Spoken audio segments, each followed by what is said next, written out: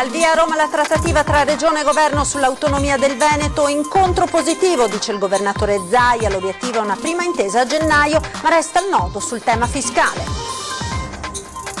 Prosciolti dall'accusa di omicidio colposo i genitori della 18enne padovana morta nel 2016 di leucemia. Il PM li accusava di aver convinto la figlia a non sottoporsi alla chemioterapia. Il duro sfogo di Luciano Benetton, che torna alla guida del gruppo di famiglia dopo la gestione definita malavitosa da parte dei manager. Annuncio positivo, dicono i sindacati, speriamo non sia troppo tardi. Assalto notturno in una pelliceria di Abano, sventrata la vetrata con un mezzo usato come ariete, bottino, ingente il colpo nella stessa via dove 12 anni fa fu ucciso un gioielliere. Il giallo di Cornuda, continuano le ricerche di Sofia, ma il mistero è sempre più fitto con l'ombra di una terza persona nella vicenda, lunedì l'autopsia. La strage del Bataclan ricostruita virtualmente con gli attimi di terrore, gli spari, le urla dell'attacco terroristico, fa discutere l'installazione a Job e Orienta a Verona. Il cimitero non c'è più e allora la residente di una frazione di Noale lancia la provocazione: mi faccio seppellire nell'orto di casa.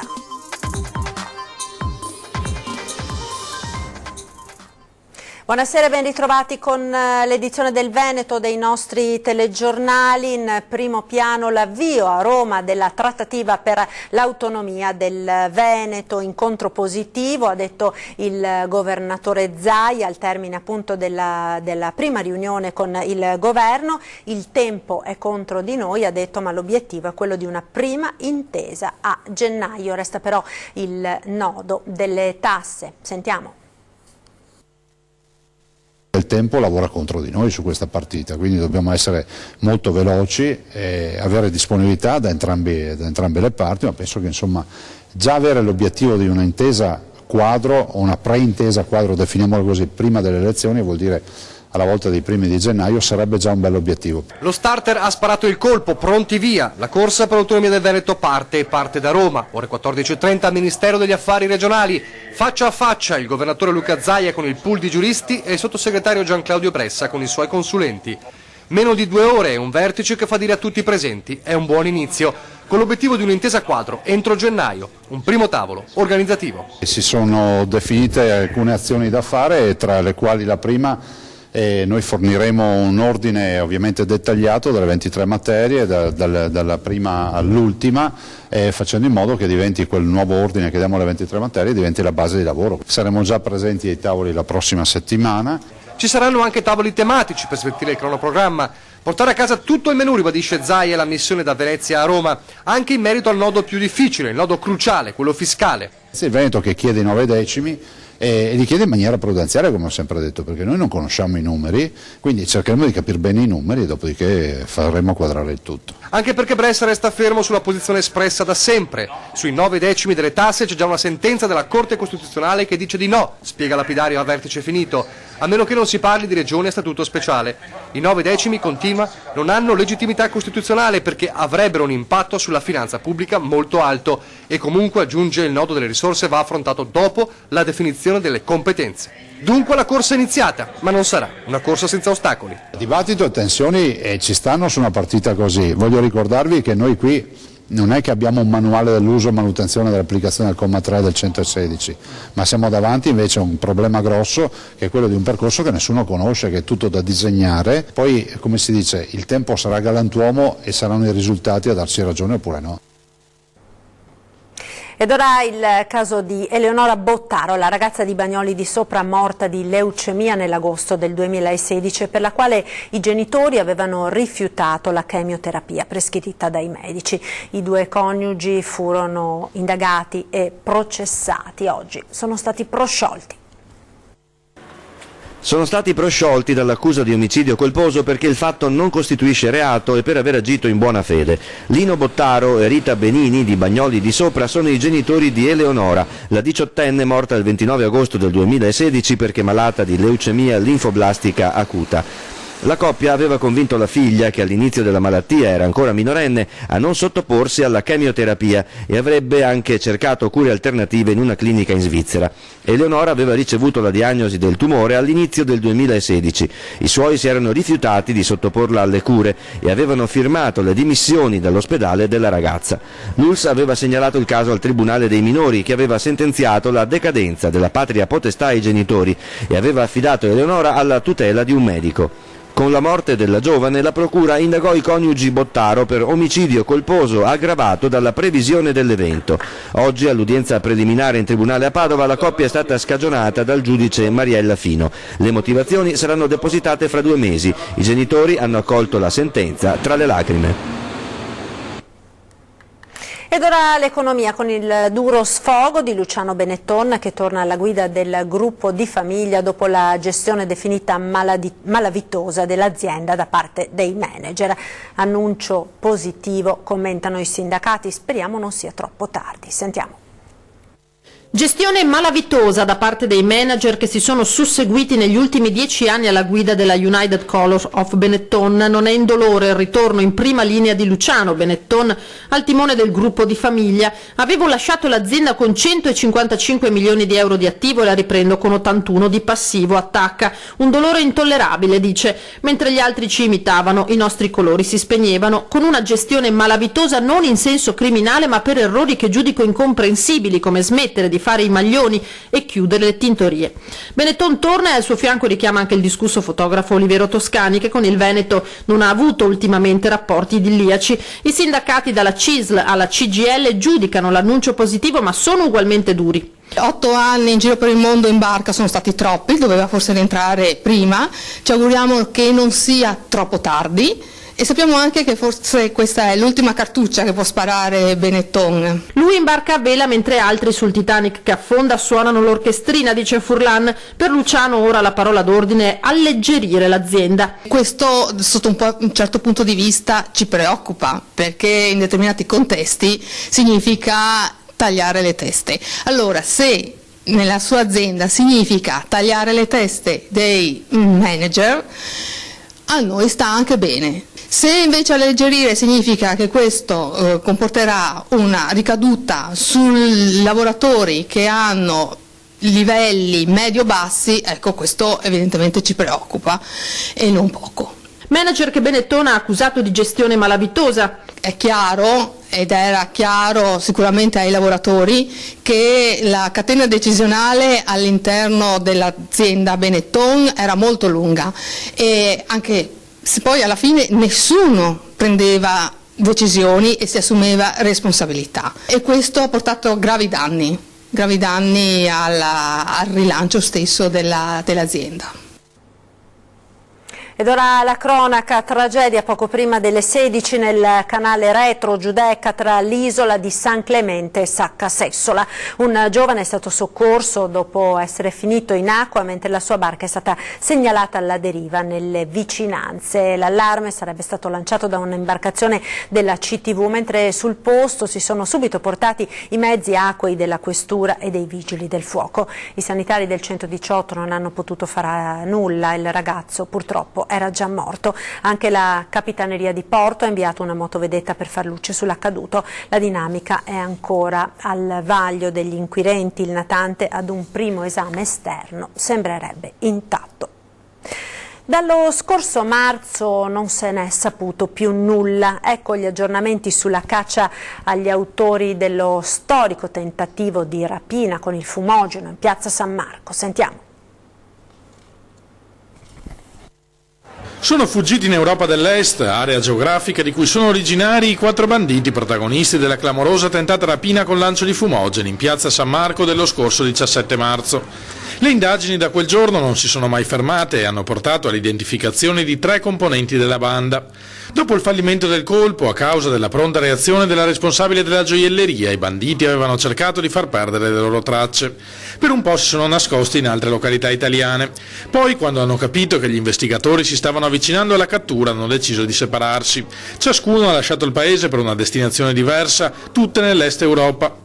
I carabinieri però sono ancora sulle loro tracce, insieme all'Interpol che sta coordinando il lavoro delle forze dell'ordine in diversi paesi. Ennesimo furto in casa nel mirino dei ladri, sempre Oriago, frazione di Mira, dove una coppia di pensionati si è vista depredata anche dei risparmi messi da parte per i nipotini. Sentiamo.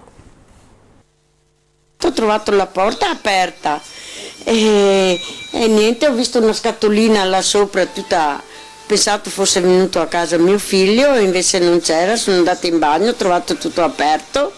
Di sopra era tutto sopra, neanche da entrare proprio. Dalla voce della derubata il racconto dell'ennesimo furto in casa, sempre a Oriago di Mira, stavolta in via Campania. Ieri la denuncia ai carabinieri di quanto accaduto lunedì sera poco prima delle 19, con questa coppia di pensionati privata di monili, oro, contanti e pure i risparmi per i nipotini piccoli. E hanno levato tutte le monetine da 10 e 20 centesimi così, e si sono presi il dado, la musina, con quelli da 1 euro, 2 euro, circa 200-300 euro. Tra le mani del pensionato 77enne quel che resta dei perni scardinati della porta d'ingresso. E hanno sforzato, hanno buttato via questo, buttando via questo sicuramente quella serratura, maniglia, non resiste. È uno dei 10 furti in case tentati, messi a segno in meno di 3 settimane dai ladri a novembre a Mira. Con la piccola villetta messa a soqquadro, rubati beni in oro, molti dei quali ereditati dai loro avi. La coppia di anziani vive oramai rassegnata. Siamo impotenti, dicono. I ladri, anche se presi, poi tornano liberi a delinquere. Tanto è lo stesso, li mollano subito, è lo stesso. Puoi mettere l'allarme, puoi mettere la telecamera, puoi mettere quello che vuoi, non c'entra niente. Loro sono organizzati. E colpo la scorsa notte ad Abano Terme, nel mirino, una pellicceria, ingente il bottino. Rimangono solo i vetri da spazzare sul marciapiede. L'ingresso della pellicceria Paiaro non esiste più, sfondato da un monovolume Volkswagen nel cuore della notte ad Abano Terme, e anche il negozio appare al suo interno malinconicamente vuoto. Attorno alle 3 invece un boato seguito da una sirena d'allarme ha fatto balzare dal letto i residenti di via Gli Appelli e dintorni. Un comando di 3, forse 4 persone ha prima divelto la serranda, quindi sfondato l'ingresso usando la monovolume come un ariete, per poi fare razzia in pochissimi minuti di tutto ciò che ha trovato dentro, dileguandosi poi altrettanto in fretta. Il valore complessivo delle merci rubate è ancora in via di quantificazione, ma appare ingente. Dal negozio mancherebbe quasi tutto. In quel tratto via Gli Appelli è un'isola pedonale, una strada dello shopping particolarmente frequentata da turisti e purtroppo non nuova a gesti malavitosi. Qui il 19 luglio 2005, nel corso di una rapina a mano armata, fu ucciso il gioielliere Gianfranco Piras, ricordato con 2 targhe da commercianti e comune. Sulla spaccata indagano i carabinieri. Ed ora il giallo di Cornuda, siamo in provincia di Treviso, lunedì l'autopsia sul corpo dell'ingegnere suicida, intanto ancora senza esito le ricerche della compagna scomparsa ormai da 2 settimane. Ricerche ancora senza esito, malgrado l'utilizzo questa mattina anche dell'elicottero sui colli intorno a Forcella Mostaccina, Maserba, tutti a tappeto in cerca di tracce di Sofia Melnik, la 43enne ucraina scomparsa dallo scorso 15 novembre. Alle 12 in procura a Treviso il pubblico ministero Giulio Caprarola ha affidato l'incarico per l'autopsia sul corpo del compagno della donna, l'ingegnere 50enne Daniel Pascal Albanese, trovato impiccato domenica scorsa in casa. Questa mattina c'è stato un conferimento di incarico per un accertamento tecnico irripetibile, meglio un'autopsia, che si terrà lunedì prossimo presso la sala autopsica di Montebelluna. È stato nominato il consulente del pubblico ministero, che è il dottor Alberto Furlanetto, al quale è stato sottoposto un quesito che appunto concerne le cause della morte, le modalità a 360 gradi. Ogni elemento può essere utile per ricostruire un caso sempre più intricato. Istigazione al suicidio, l'ipotesi di reato contro ignoti contenuta nel fascicolo d'indagine, che lascia aperta anche la possibilità del coinvolgimento di un terzo protagonista, un altro uomo. La madre di Albanese ha riferito che il figlio era inquieto per Sofia, che gli aveva rivelato di temere per la propria incolumità. Al momento non credo siano dichiarazioni da prendere in serissima considerazione, posto lo stato di prostrazione in cui si trova la famiglia. Ecco. Famiglia che dovrà aspettare la prossima settimana per fissare il funerale del figlio. La strage del Bataclan, ricostruita nel buio virtuale di una stanza con gli attimi di terrore, gli spari, le urla di un attacco terroristico che causò la morte di 130 persone, tra le quali la veneziana Valeria Solesin. È il filo conduttore dell'installazione virtuale pensata dal regista e scrittore Giancarlo Martinelli. Un'esperienza forte realizzata per gli studenti e presentata negli spazi dello stand della Regione Veneto a Job e Orienta in Fiera a Verona. Occorre abituarsi all'idea, scritta in un messaggio che accompagna l'installazione, che la vita ed il lavoro per un periodo piuttosto lungo debbano essere progettati con determinazione in una prospettiva di crescita e di sacrificio, come accade in tempi di guerra. Una versione digitale di un paio di cuffie per il sonoro, una volta indessati, proiettano i visitatori in una realtà aumentata, fatta di immagini e suoni a 360 gradi che li trasportano in un gioco di virtualità assai realistica. Centri di massaggio orientale nell'Alta Padovana che in realtà sarebbero case d'appuntamenti. Cittadini che come detective privati svolgono indagini dettagliate filmando quanto accade, amministratori locali che ricevono i video in forma anonima e denunciano alle forze dell'ordine quanto scoperto dai compaesani. Accade in Alta Padovana, dove 2 centri massaggio sarebbero anche case d'appuntamento ed ora sono state segnalate alla polizia locale e denunciate ai carabinieri. Tutto è partito da una busta trovata a Cittadella sul tergicristallo della sua macchina dal consigliere provinciale Luigi Sabatino. Dentro una lettera di poche righe: affidiamo a te questi video perché nessuno ci ascolta, e una chiavetta che conteneva 2 filmati dal contenuto inequivocabile, secondo le didascalie, girati in 2 centromassaggi orientali. Sabatino ha subito avvisato Fabio Miotti, assessore al commercio di San Giorgio in Bosco. Proprio a San Giorgio sarebbe stato girato il primo video, che porta la data del 20 novembre. Le immagini di una telecamera nascosta, che rimane sempre accesa, sono inevitabilmente un po' scure, ma i dialoghi, chi ha realizzato il video e ha aggiunto anche i sottotitoli, sono chiari. Il secondo video è datato 22 novembre, il copione è sostanzialmente lo stesso. Sabatino e Miotti, dopo aver avvisato il comandante del distretto di polizia locale, hanno sporto denuncia ai carabinieri. Speriamo che questo episodio si tramuti in un messaggio chiaro, hanno detto. L'illegalità qui non è ben accetta. Ci fermiamo ora per la pubblicità, linea alla regia, a tra poco.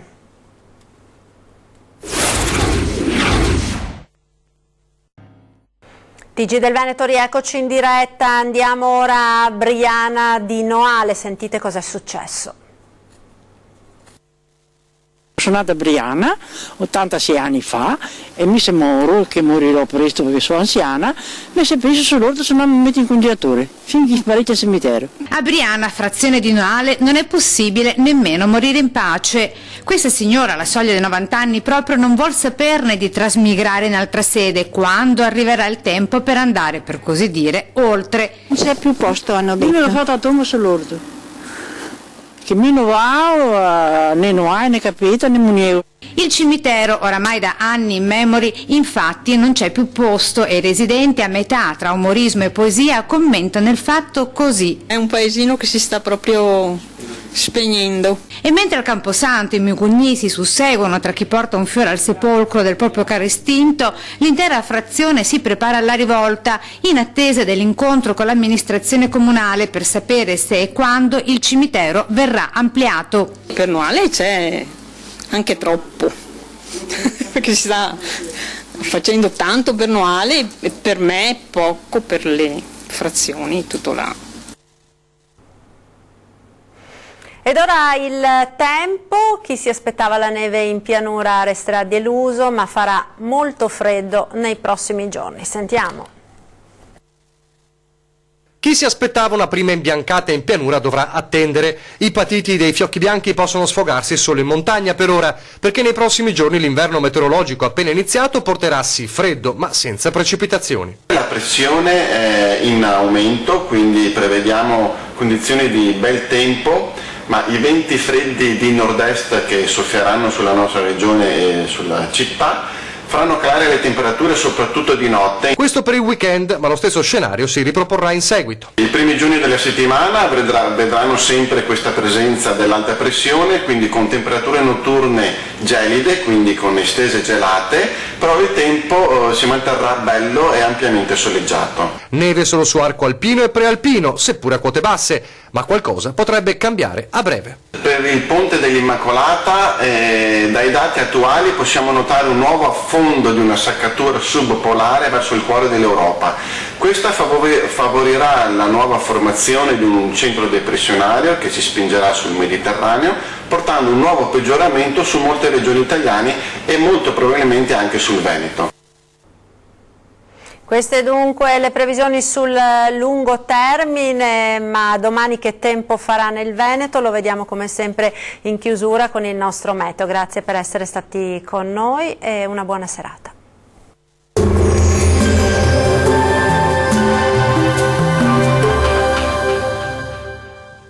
Sarà un bel sabato di sole sulle nostre regioni, vediamo il dettaglio. Sul Veneto la pressione è in aumento sulla nostra regione, una maggiore nuvolosità interesserà il Veronese, altrove il cielo si presenterà poco o parzialmente nuvoloso.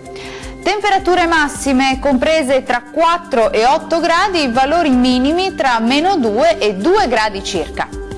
Spostiamoci ora a vedere la situazione del Friuli Venezia Giulia.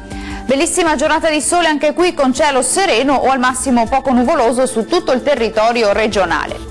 Temperature massime attese intorno ai 7 gradi, valori notturni tra -1 e 0 gradi. Concludiamo con uno sguardo al Trentino Alto Adige. Pressione in aumento, il sole splenderà in un cielo poco o parzialmente nuvoloso. Temperature fredde, le massime saranno infatti comprese tra 4 e 5 gradi, minime tra -3 e 0 gradi. Il mare sarà molto mosso, localmente mosso nel Golfo di Trieste, i venti forti da nord-est. Dal meteo è tutto, arrivederci!